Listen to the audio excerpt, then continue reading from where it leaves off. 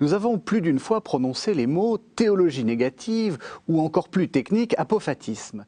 Je vous propose aujourd'hui de partir à la découverte de cette branche de la théologie extrêmement mystique dans laquelle s'illustrèrent en particulier les mystiques rhénans. En leur compagnie, vous allez apprendre que l'on peut aussi bien parler de Dieu en affirmant que l'on ne peut rien en dire qu'en parler en cherchant comme d'habitude à le définir. Alors, pour nous accompagner dans ce chemin, deux invités. Le père Dominique Salin, bonjour. Bonjour. Vous êtes jésuite et vous êtes professeur au Centre Sèvres. Et Marianne Vanier, bonjour. Bonjour. Vous êtes professeur à l'Université de Lorraine, à Metz.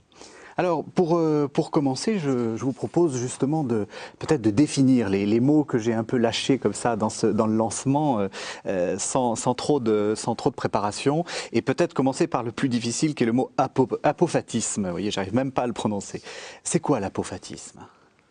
L'apophatisme, c'est une tradition qui nous vient de la philosophie, de la sagesse, de la spiritualité grecque, la philosophie grecque, et qui consiste à dire apophase, c'est la négation. Lorsqu'il s'agit de réalités mystérieuses, transcendantes que Dieu, par exemple, eh bien, il est beaucoup plus facile de dire ce qu'il n'est pas que de dire ce qu'il est. Donc l'apophase est une façon de s'exprimer négativement pour les suggérer ce qui ne peut être dit. Quand j'ai dit théologie négative, est-ce que c'est quelque chose... Parce qu'on a l'impression que c'est de la théologie pas très... Enfin, justement, pas très positive, pas très... C'est la même chose ou on dit autre chose ? C'est surtout au IVe siècle qu'il y a eu la séparation entre théologie apophatique et théologie cataphatique. La théologie cataphatique ou positive disant ce que Dieu est, par exemple, il est créateur et on voit la création. Et la théologie négative, avec Grégoire de Nice, qui montre que Dieu est ineffable. Mais là encore, il y a toute l'influence de la philosophie grecque, en particulier du Parménide de Platon, la relecture par le néoplatonisme. Donc ici, quelque chose qui montre la transcendance de Dieu, qui montre que Dieu est ineffable et que finalement on est tout petit face à Dieu et à partir de là on ne peut pas dire plus qu'il est innommable, il nous dépasse, il va. Alors justement, vous avez cherché une origine ancienne en Grèce, et puis j'ai commencé aussi, mais on a l'impression que c'est la voie naturelle dans laquelle s'est engagé l'Ancien Testament, en disant, lorsque Moïse dit « demande, dis-moi ton nom », et Dieu révèle son nom, mais c'est un nom qui n'est pas révélable, de Dieu on ne peut rien voir, ou alors on meurt, et puis ce passage des rois, là où le prophète Élie, on lui dit que Dieu va arriver et puis il ne se passe rien, il entend juste le silence. Est-ce que c'est pas tout à fait dans la lignée de l'Ancien Testament? On aurait pu commencer par là en effet, car tout part de l'expérience qu'a faite Moïse au sommet du Sinaï. Il a rencontré Dieu, mais il n'a pas pu voir Dieu, et il a rencontré Dieu, il a fait l'expérience de Dieu dans ce que la tradition appelle une ténèbre lumineuse. Contradiction dans les termes. Oui. Ténèbres, c'est une obscurité profonde, mais cette obscurité profonde était en même temps éclatante de lumière. Allez comprendre. Eh bien, nous avons là en germe, si vous voulez, toute cette tension que nous venons d'évoquer entre l'affirmation au sujet de Dieu et la négation de Dieu. On peut aussi bien dire que Dieu est, tel que nous l'imaginons, on peut aussi bien dire qu'il n'est pas tel que nous l'imaginons.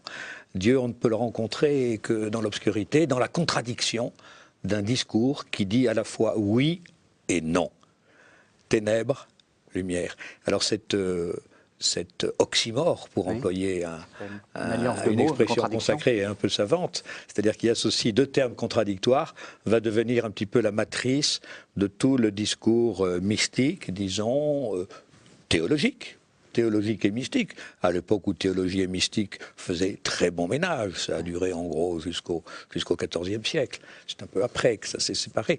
Mais dans cette période-là, la ténèbre lumineuse résume au mieux l'expérience de Dieu dont parlent tous les théologiens et tous les spirituels, avec des points d'insistance différents, bien sûr. Alors je continue avec mes paradoxes. Vous avez parlé donc d'une philosophie grecque qui prêche l'apophatisme.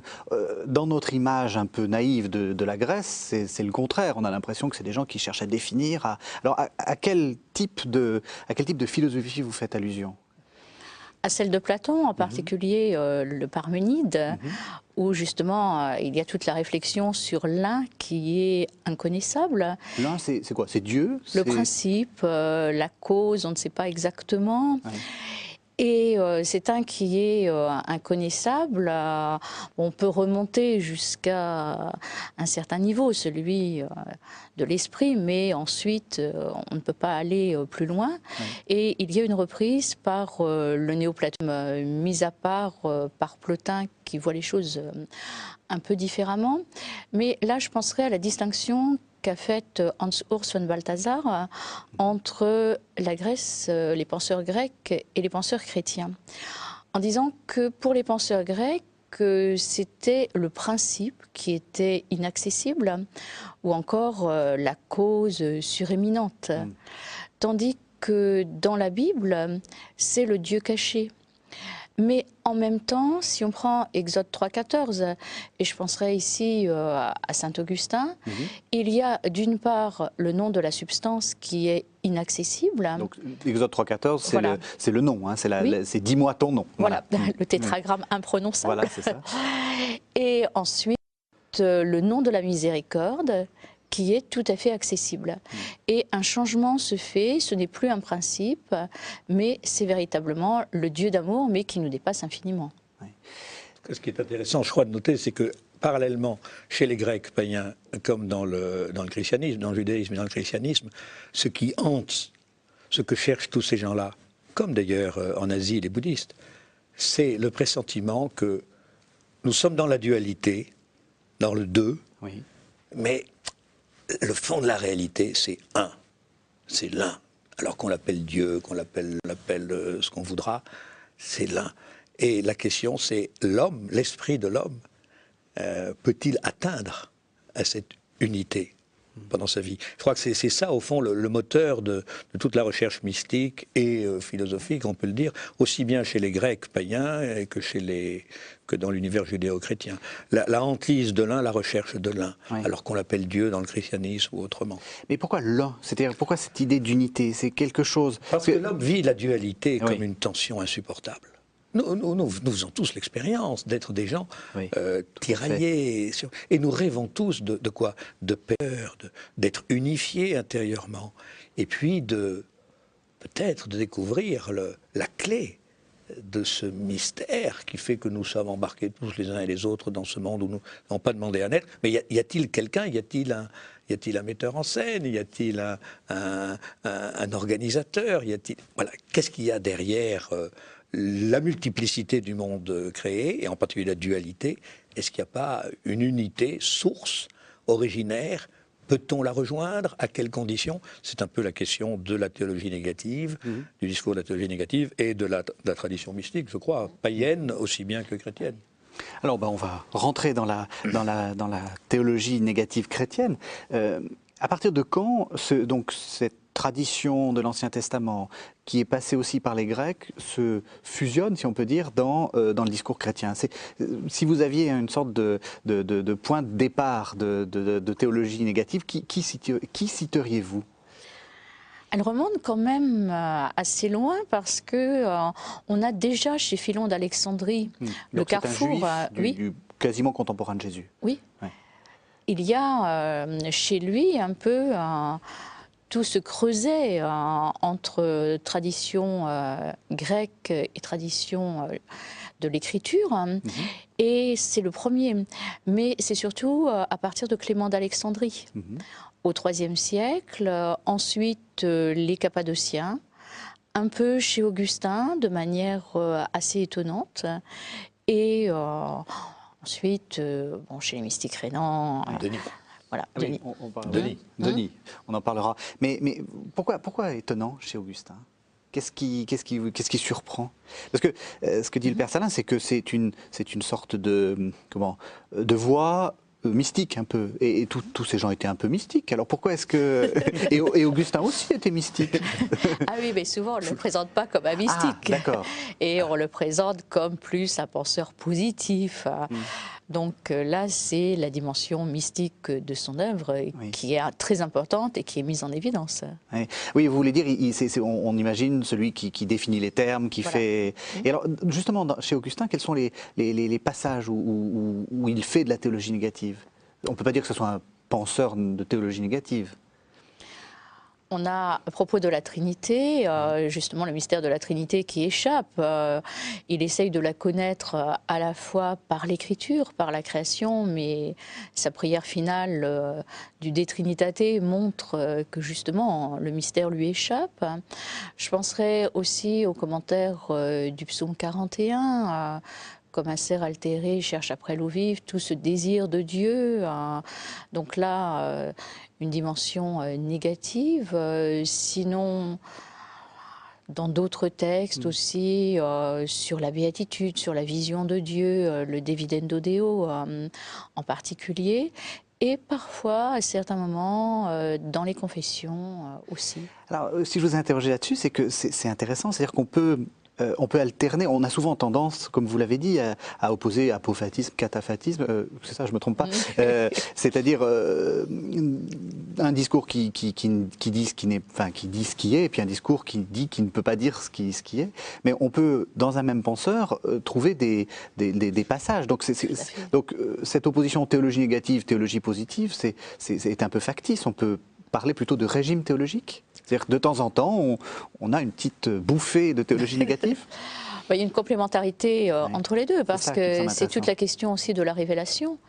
Dieu se révèle à nous dans la mesure où on peut le recevoir, mais il est infiniment plus que ce qu'il nous révèle de lui-même.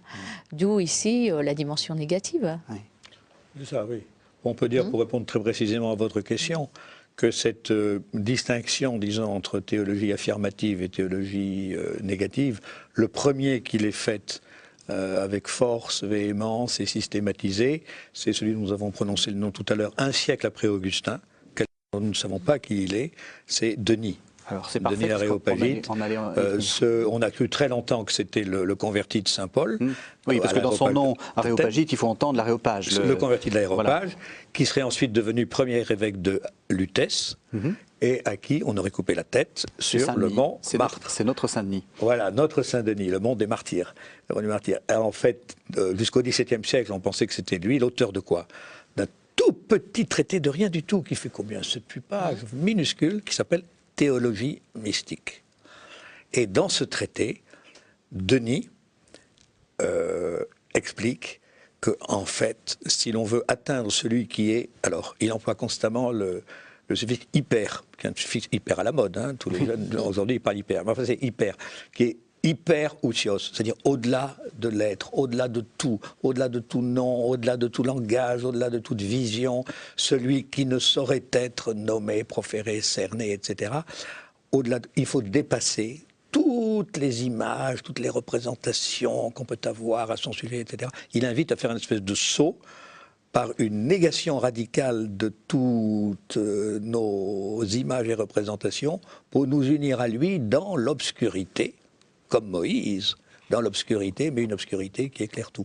Alors, on sait aujourd'hui que ce n'est pas le converti de l'aéropagie, on ne sait pas qui c'est, on pense que c'est un moine grec ou un collectif de moines grecs qui a écrit alors ce minuscule traité théologie mystique qui va devenir l'œuvre la plus importante. Je crois qu'il va dominer toute la théologie, toute la tradition chrétienne jusqu'au XVIIe siècle et encore.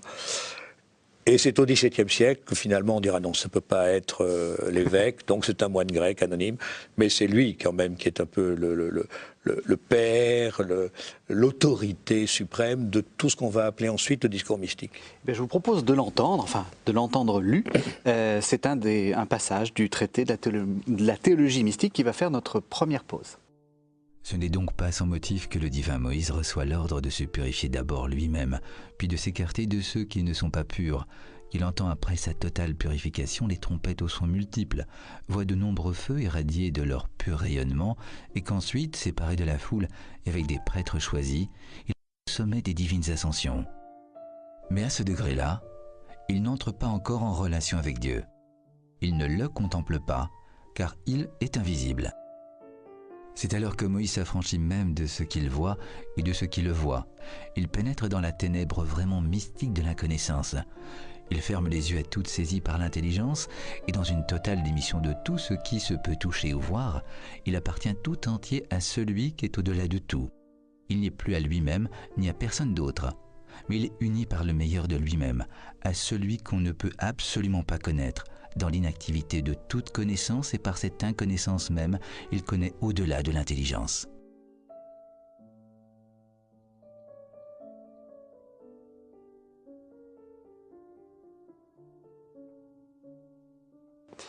Voilà, donc on a entendu ce que vous aviez dit, c'est un texte absolument magnifique. Alors je vous propose d'avancer dans notre connaissance de cette théologie négative, et puis on va enfin parler de ce pourquoi vous venez, Marie-Anne Vanier, c'est l'encyclopédie des mystiques rénants, c'est-à-dire, je ne sais pas combien de pages, enfin c'est un très gros livre. 1280. 1280 pages qui est publié au CERF, puisque ceux qui ont le plus développé cette théologie négative, c'est ces fameux mystiques rénants. Alors peut-être un petit mot pour les situer, à la fois dans le temps et dans l'espace, puisqu'on parle de mystiques rénants, mais c'est le Rhin avec une extension maximale, si on peut dire. Oui, les mystiques rénants sont en fait trois: Eckhart et ses deux disciples, Jean Toller et Henri Suzeau. Ils sont définis par une certaine époque, le XIVe siècle principalement, par une région, comme vous l'avez dit, qui est la vallée du Rhin, et par une langue qui est le moyenno-allemand. Donc là, un courant mystique très défini, qui est une mystique urbaine et une certaine mystique de l'être, pourrait-on dire. Alors, expliquez, parce que justement, c'est très théologie négative. Oui. Qu'est-ce que ça signifie? C'est-à-dire que ce à quoi il s'intéresse principalement, c'est à la constitution de l'être humain, créé à l'image de Dieu, qui doit laisser émerger en lui cette image avec la figure de l'homme noble, mais cette image qui implique la conformation au Christ et qui amène à devenir par grâce ce que Dieu est par nature, et cela par la naissance de Dieu dans l'âme.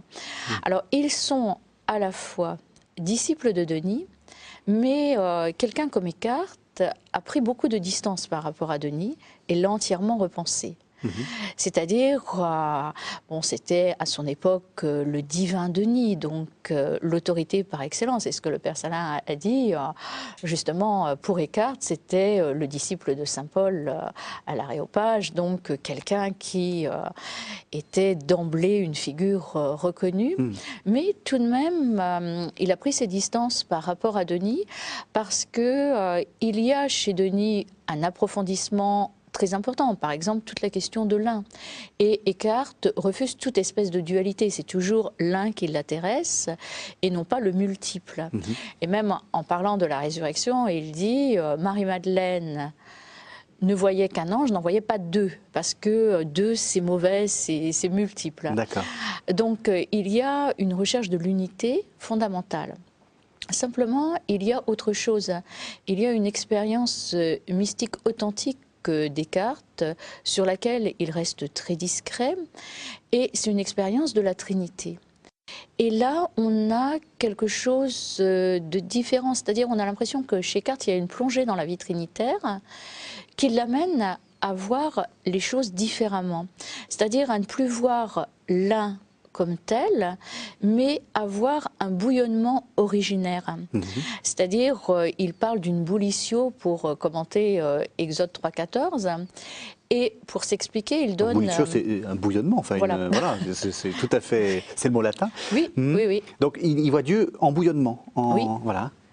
Ce qui est aussi certainement une influence de la mystique juive, celle d'Aboulafia et d'autres.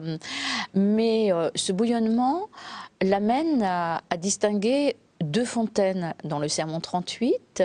La première fontaine, c'est la génération du Fils, qui se fait à l'intérieur de la Trinité, donc qui est un bouillonnement, et une ébullition, un bouillonnement vers l'extérieur, qui est la création. C'est-à-dire, vraiment, il distingue très bien sur un plan théologique à la fois la génération du Fils qui est un bouillonnement à l'intérieur de la Trinité et une sorte de flux extérieur, un bouillonnement vers l'extérieur qui est la création. Donc il y aurait chez lui à la fois la théologie négative du côté de l'engendrement du Fils, parce que personne ne le connaît, mais une théologie positive avec la création, avec cette ébullition. Donc, il y a Denis, mais en même temps, Denis relu et corrigé à travers sa propre expérience. Alors, c'est intéressant parce que je suis absolument pas compétent, mais j'ai l'impression que c'est des termes qui sont pas très théologiques.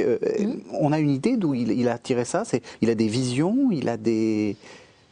Il semble qu'il y ait une expérience mystique originaire et qui remonte très haut, parce que quand on prend ses premiers textes, on voit déjà affleurer cette expérience mystique, et il semble qu'il ait repris toutes les catégories théologiques pour en rendre compte, et à partir de là, il a mis en perspective tout un ensemble d'auteurs.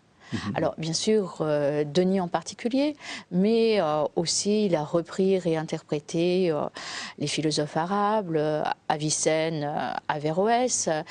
Il a repris aussi Maïmonide, il a repris saint Thomas, mais à chaque fois, il voit de manière originale. Ce qui est peut-être utile de préciser pour les auditeurs, au cas où ils ne s'en seraient pas encore aperçus, c'est que ce qui caractérise cette mystique rhénane, en particulier celle de Maître Eckhart, celle de Suso et à un moindre degré Tauler, c'est que c'est une mystique de professeur, c'est une mystique savante, c'est une mystique philosophique. Ouais. Parce que les auditeurs associent généralement au mot mystique extase, Thérèse d'Avila, manifestation somatique paranormale, etc.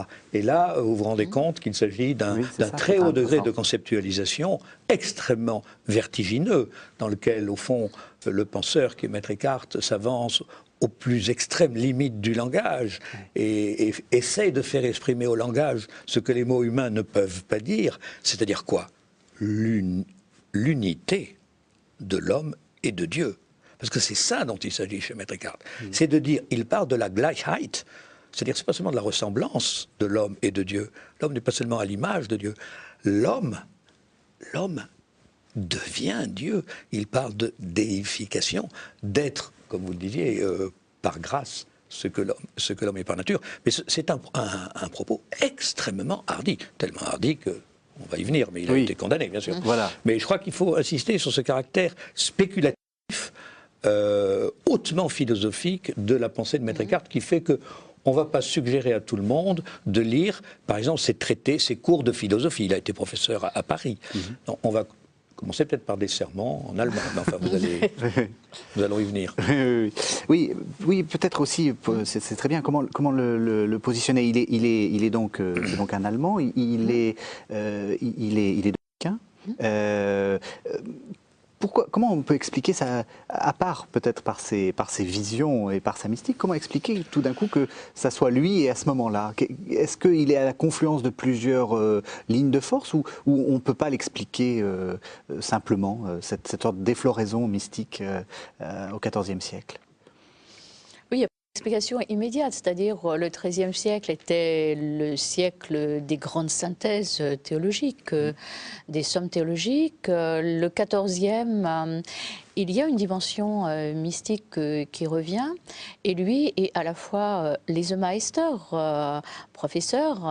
Il a été à 2 reprises professeur à l'université de Paris entre 1302, 1303 et 1311, 1313, et en même temps Lebemeister, maître de vie spirituelle et mystique comme tel. Alors pourquoi cette synthèse? C'est un peu lui qui l'a réalisée de manière tout à fait originale. On pourrait, le cas échéant, établir un parallèle, mais de manière très différente, avec Hildegard de Bingen. Hildegard qui, au XIIe siècle, a quand même été, comme on dit, la Sibylle du Rhin, a fait quelque chose d'étonnant. Donc oui, c'est cette abbesse de Bingen, de l'abbaye de Bingen, qui avait des visions. Alors là, on sait qu'elle avait des visions, elle nous les raconte même bien, beaucoup. Et donc, oui, vous disiez cette sorte de synthèse, oui.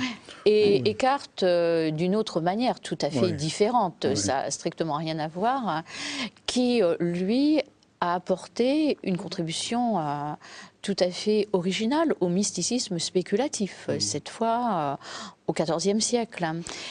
Et est-ce que ça correspond à l'esprit du temps? Est-ce que ces gens-là ont du succès? Il a eu beaucoup de succès et c'est certainement aussi une des raisons pour lesquelles il y a eu son procès, parce qu'il avait beaucoup de succès. Oui, alors. Ce qu'on peut peut-être préciser, c'est que ce qui est d'original chez lui, c'est que d'abord il a été professeur. Il a écrit, professé, prêché en latin. Et alors ce qu'il y a eu d'un peu original et nouveau, c'est que dans la deuxième partie de sa vie, et donc tout en continuant à être un peu professeur, il a été d'abord responsable religieux de la province de Teutonie dans son ordre, et surtout il a eu la responsabilité d'un nombre considérable de béguines, c'est-à-dire de ces femmes célibataires qui se consacraient à la prière et aux œuvres charitables, et de moniales dominicaines. Et il leur a prêché en... C'est vieux haut allemand ou moyen haut allemand, enfin, en vieil allemand. Il a prêché en langue vernaculaire. Il a essayé d'exprimer, pour le tout venant des braves filles qui n'étaient pas forcément très cultivées, ni très éveillées sur le plan intellectuel, il a essayé d'exprimer ses convictions de métaphysiciens, de philosophes de très très haut niveau. Albert le Grand, Maître Eckhart, c'est même combat. Et Albert le Grand a beaucoup influencé Maître Eckhart. Maître Eckhart a participé à des joutes intellectuelles de très très haut niveau à Paris, à la Sorbonne. Il a essayé, si vous voulez, de vulgariser en langue allemande ces intuitions fulgurantes et qui nécessitaient pour s'exprimer en latin tout un appareil intellectuel compliqué. Donc il a un petit peu, si vous voulez, enfin il a transposé, il a simplifié. Et c'est ça qui a assuré son succès. Alors ces sermons allemands, c'est surtout eux qui ont, je crois, attiré sur lui l'attention, la critique et finalement la condamnation. Ces sermons ne sont pas de sa main, ce sont des reprises par des auditrices, des notes qu'elle prenait pendant ces sermons. Bon, je passe sur des détails critiques très compliqués. Mais en tout cas, voilà, je crois que c'est ça qui a fait que la mystique, si vous voulez, la théologie mystique est sortie du latin. Et elle est entrée sur la place publique en langue vulgaire. Ce qui va se poursuivre ensuite au XVe siècle et au XVIe siècle, avec Jean de la Croix, etc., en Espagne, en catalan, etc. Voilà. Donc la mystique va sortir des salles de professeurs. Alors, elle était déjà dans les monastères, parallèlement aux universités, et la mystique monastique influence beaucoup. Maître Eckhart est quand même très influencé, je pense un peu par Bernard, plus les Flamands sont plus influencés par Saint Bernard, mais oui. Donc oui, donc succès fulgurant, et puis c'est toujours pareil, quand on est un peu trop célèbre, vous l'avez dit, on commence à lire ce qu'il écrit, et puis on s'aperçoit qu'il y a des choses qui sont condamnables. Alors expliquez-nous pourquoi on l'a condamné. Quelles sont les thèses, parce que c'est comme ça qu'on faisait autrefois, on prenait les discours et on en tirait des thèses et on condamnait les thèses, on ne condamnait pas forcément le discours lui-même. Quelles sont les thèses qui ont été jugées hérétiques ? Alors, le problème de son procès, c'est qu'il est tardif. Il intervient vraiment à la fin de sa vie. Et c'est après son séjour à Strasbourg. C'est-à-dire, il y a un peu 4 temps dans la vie d'Eckhart. Le temps d'Erfurt, qui va de sa naissance autour de 1260. Ensuite, il rentre chez les dominicains d'Erfurt en 1275. Et en 1313-1314, il est envoyé à Strasbourg. Bon, il y a ce temps d'Erfurt qui est ponctué par les séjours à Paris, ensuite 10 années à Strasbourg, et c'est simplement vers 1324 qu'il est suspecté. Alors c'est quelque chose de tout à fait étonnant, parce qu'il est numéro 2 de l'ordre dominicain, il est théologien tout à fait reconnu, et sa condamnation pourrait être mise en parallèle avec celle de saint Thomas, par exemple, les thèses de saint Thomas suspectées par Étienne Tempier. Et le premier motif, alors il y a un très bon article dans l'encyclopédie des mystiques rénans sur le procès, à peu près 25 pages, oui. Je ne le résumerai pas. Oui. Donc sa condamnation, de manière immédiate, c'est pour avoir révélé à tous les plus hautes réalités de la vie spirituelle. Bon, je dirais, après Vatican II, pour nous, c'est quand même pas un motif de condamnation. Ensuite, ça a été assez compliqué parce qu'il y a eu 3 listes successives qui ont été suspectées. Et à chaque fois, il a répondu.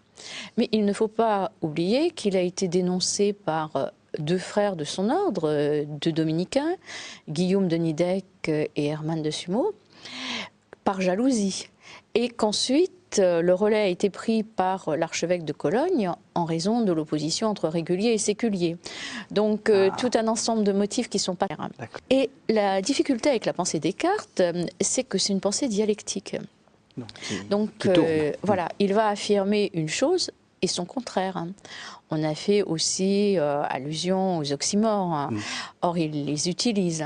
Alors, par exemple, pour notre sujet, il va dire, en fonction du sermon 4, les créatures sont un pur néant. Proposition tout à fait condamnable. Oui. Mais en Dieu, elles sont tout. Donc, proposition tout à fait valable. Et comme cela, toute la dimension dialectique. Alors, bien sûr, si on prend la moitié d'une proposition, ou si on prend le début d'un raisonnement, alors que la suite va être l'argument contraire, voire amener à une synthèse nouvelle, on peut condamner beaucoup d'éléments chez beaucoup d'auteurs. D'où ici la difficulté. Alors, on ne sait pas s'il a comparu en Avignon, s'il est mort en route, s'il est mort pendant le procès. En tout cas, on n'a aucun élément. On ne sait pas exactement comment le procès a été mené. Or, un juriste, Winfried de Truzen, a essayé de reconstituer autant qu'il le pouvait les éléments, mais le dossier reste partiel. Et ce qu'on peut dire, c'est qu'au départ, ce qui a été suspecté, c'était le Benedictus Deus, c'est-à-dire Sermon de l'homme noble, livre de la consolation divine. Là, ensuite, ça a été quelques sermons allemands. Et oui, ensuite, quelque chose de pas clair du tout. Voilà. D'accord. Mais on va peut-être juger sur pièce. Je vous propose d'entendre un sermon de Maître Eckhart, le sermon 71, qui date des années 1300, 1320, on ne sait pas trop, et qui dit un peu ce que vous avez dit. Donc c'est à propos de la conversion de Paul. Paul se releva de terre, et les yeux ouverts, il vit le néant. Je ne peux pas voir ce qui est un. C'était Dieu. Dieu est un néant, et Dieu est un quelque chose. Ce qui est quelque chose est aussi néant. Ce que Dieu est, il est absolument. Quand il écrit sur Dieu, le lumineux Denis dit « Il est au-dessus de l'être, il est au-dessus de la vie, il est au-dessus de la lumière. Il ne lui attribue ni ceci ni cela, il veut dire qu'il est on ne sait quoi, très loin au-dessus. Si quelqu'un voit quelque chose, ou si quelque chose s'introduit dans ta connaissance, ce n'est pas Dieu pour la raison qu'il n'est ni ceci ni cela. Si quelqu'un dit que Dieu est ici ou là, ne le croyez pas. La lumière qu'est Dieu brille dans les ténèbres. Dieu est une vraie lumière. Celui qui doit la voir doit être aveugle et écarter Dieu de quoi que ce soit. Un maître dit, celui qui parle de Dieu par quelque comparaison parle improprement de lui. Mais celui qui s'exprime sur Dieu au moyen du néant parle convenablement de lui. Quand l'âme parvient dans l'un et y pénètre en un total rejet d'elle-même, elle trouve Dieu comme dans un néant. Il sembla en rêve à un homme, c'était un rêve éveillé, qu'il était gros de néant comme une femme est grosse d'un enfant. Et dans ce néant, Dieu naquit. Il était le fruit du néant. Dieu était né dans le néant. C'est pourquoi il dit, il se releva de terre, et les yeux ouverts, il vit le néant. Il vit Dieu en qui toutes les créatures sont néant. Il vit toutes les créatures comme un néant car Dieu a en lui d'être de toutes les créatures. Il est un être qui a en lui la totalité de l'être.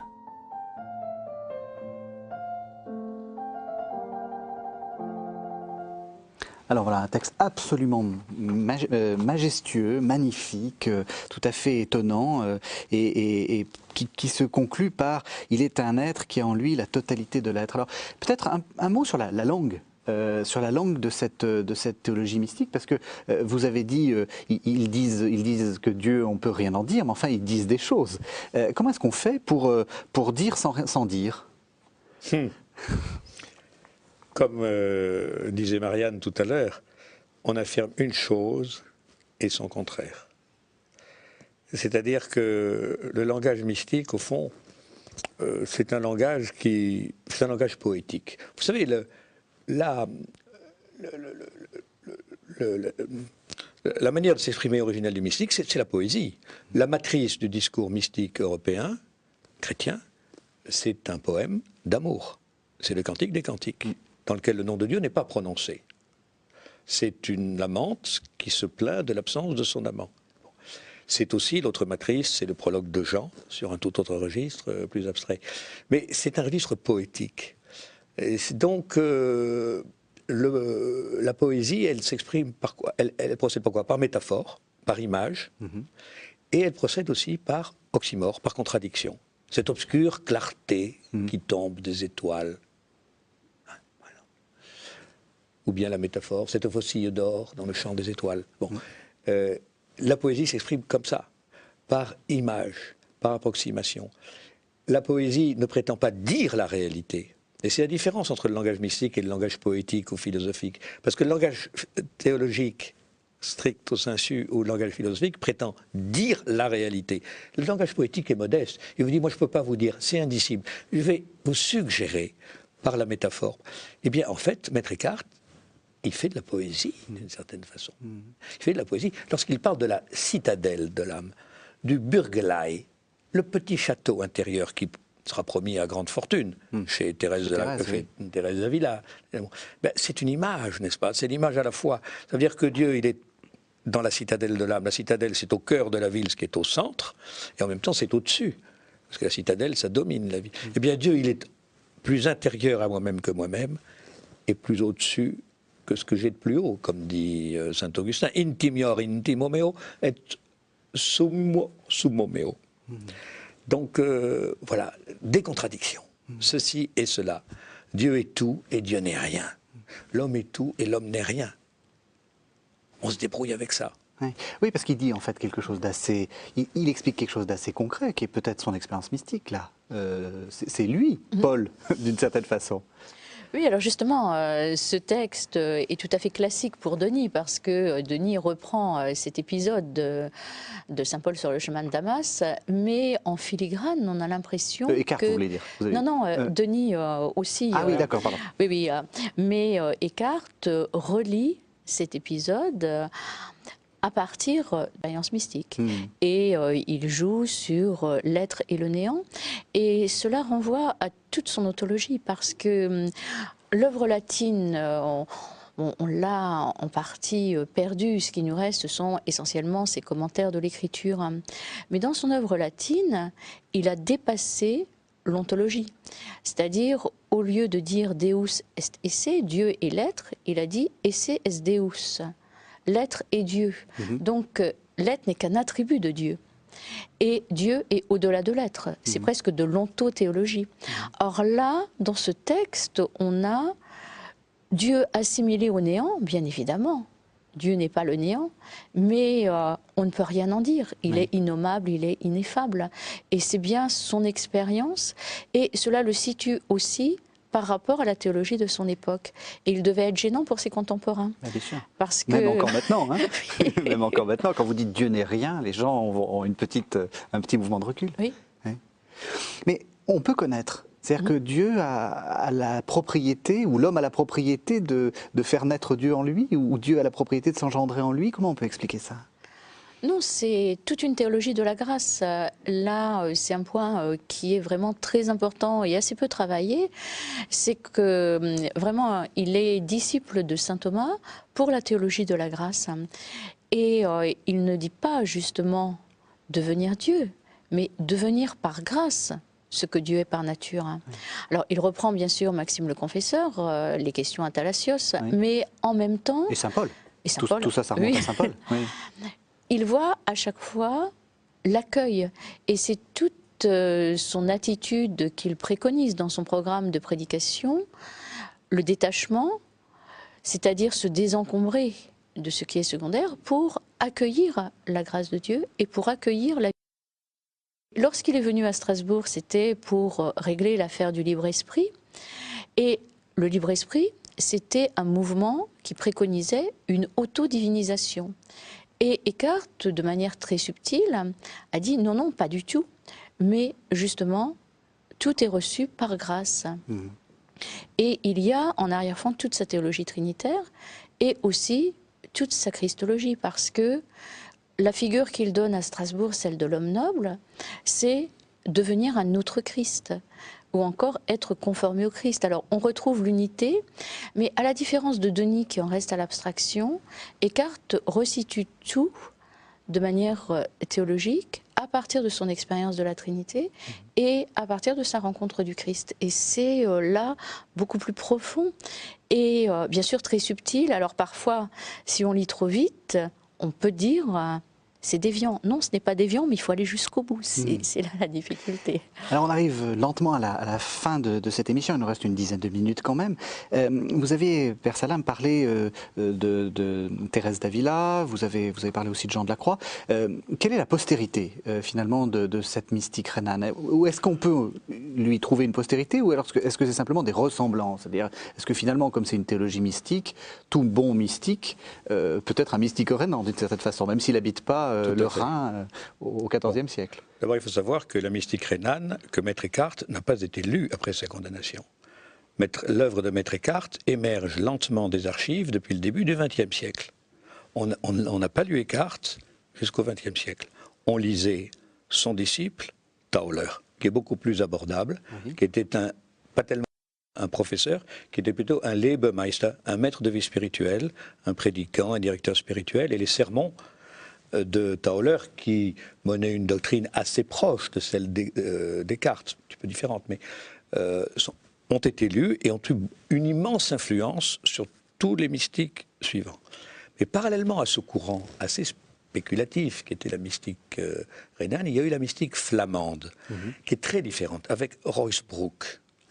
Ruysbroeck, essentiellement, qui lui, et avant lui, Hadewitsch d'Anvers, qu'on découvre depuis le XXe siècle. Hadewitsch est resté inconnu jusqu'au XXe siècle. Aujourd'hui, on découvre cette poétesse alors, qui s'exprime, qui parle de l'union de l'âme à Dieu en reprenant toute la rhétorique amoureuse et la poésie amoureuse des troubadours et des trouvères au XIIIe siècle. Elle applique ça aux relations de l'âme et de Dieu, donc le cantique, commentant, reprenant Saint Bernard et le cantique des cantiques. Et Ruysbroeck. Alors cette mystique flamande insiste moins sur, disons, l'aspect noétique, connaissance de Dieu, que l'aspect, disons, amour, connaissance par amour. Voilà. Alors ces deux philômes, qui sont quand même très différents. On dit toujours les rhéno-flamands, on a tort. Aujourd'hui, les spécialistes parlent de mystique du Nord et distinguent très soigneusement les deux courants. Bon, ces deux courants ont continué à être lus. Ruysbroeck, on ne le lisait pas beaucoup, c'était Arphius, Henri de Herpe, un franciscain qui a recueilli et qui a vulgarisé la mystique flamande. Eh bien, ces gens-là ont eu un très grand héritage. Luther, d'abord. Luther a édité la Theologia Deutsch, l'anonyme de Francfort, un texte de mystique très influencé et tout à fait représentant ce courant, Denis l'Aréopagite, Eckhart, sous autres. Donc Luther. Et puis tout le monde ensuite a été influencé par ces deux auteurs, par Tauler. Les jésuites. On oublie très souvent que le premier ouvrage publié par un jésuite, 3 ans après la création de la Compagnie de Jésus, par un tout jeune homme, qui a 24 ans ou 25 ans, mais très très brillant, c'est une édition de Tauler, des sermons de Tauler, par le jeune Pierre Denis Meg, Pierre Canisius. L'anonymat n'a été levé que récemment. Donc tout le monde s'est nourri de ces gens-là. Et alors l'héritier, c'est Jean de la Croix, qui combine les deux traditions. C'est bien sûr Ignace de Loyola, et puis tout le siècle d'or espagnol, à travers la Devotio Moderna, tout le courant du Recogimiento espagnol. Osuna, Laredo, tous ces gens-là étaient nourris de la mystique flamande, parce que l'empire de Charles Quint, au XVIe siècle, au XVe siècle, l'empire de Charles Quint réunissait les pays flamands et l'Espagne. Donc même Thérèse d'Avila va lire en castillan des traités qui sont très imprégnés, plus ou moins techniquement, de cette double tradition, plutôt la tradition flamande que la tradition rhénane, mais tout de même. Voilà. Et Saint François de Sales encore. Et puis alors, le dernier témoin Fénelon aussi, bien sûr, a lu tous ces gens-là. Mais la condamnation de Fénelon à la fin du XVIIe siècle va faire que pendant tout le XVIIIe et le XIXe siècle, on ne parlera plus de mystique en France, on aura peur d'être condamné, comme l'avait été Maître Eckhart, comme le sera Fénelon, à peu près pour les mêmes griefs que ceux qui avaient valu la condamnation de Maître Eckhart, le bref Cum alias en 1699 et la bulle In agro Dominico de 1328, c'est à peu près les mêmes motifs.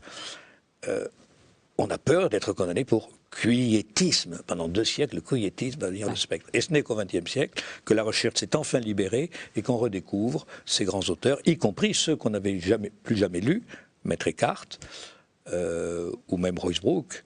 Oui, et le pape Benoît XVI les cite volontiers et même dit que Eckhart pourrait rentrer en odeur de sainteté. Enfin, c'est-à-dire qu'on a voulu, à un moment, on s'est dit quand même, dans les années 90, Maître Eckhart, mais au fond, il y a beaucoup de malentendus dans sa condamnation. Il faudrait le réhabiliter. Alors le préfet de la congrégation de la foi, qui était le cardinal Ratzinger, a dit mais oui, bien sûr, c'est un Allemand en plus, il connaît bien.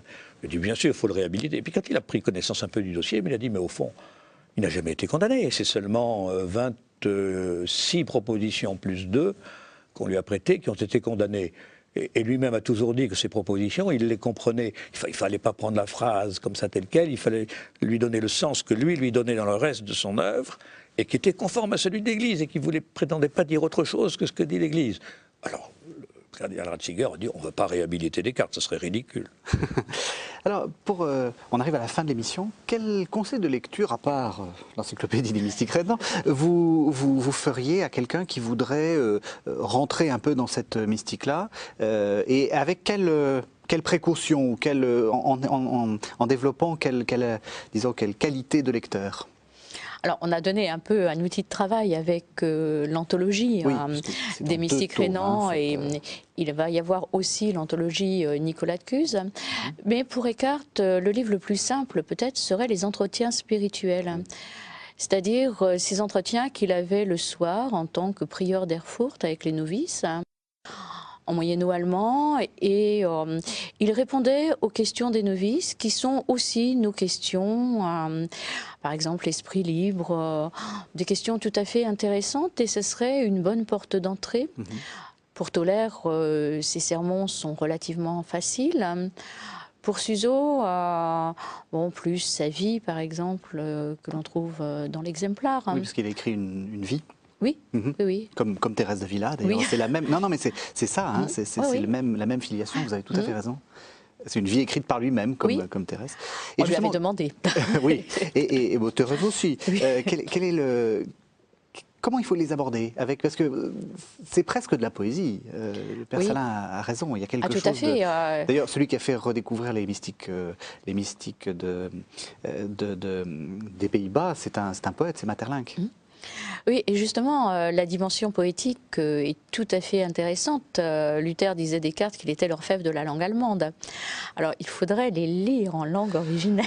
Le moyenno-allemand, c'est pas difficile. Hein. Quand on connaît l'allemand moderne, c'est pas trop difficile. Non, parce que tout le jeu autour du terme Bild, image, on ne peut pas le rendre en français. Oui. Non, sinon, les situer dans leur contexte, c'est un peu ce qu'on a essayé, sans vouloir faire de la publicité pour l'encyclopédie, c'est ce qu'on a essayé de faire, c'est-à-dire voir leur contexte, leurs contemporains, à la fois leurs œuvres, les thèmes, les sources de leurs pensées et la réception, c'est-à-dire à chaque fois les situer dans tout le réseau où ils étaient.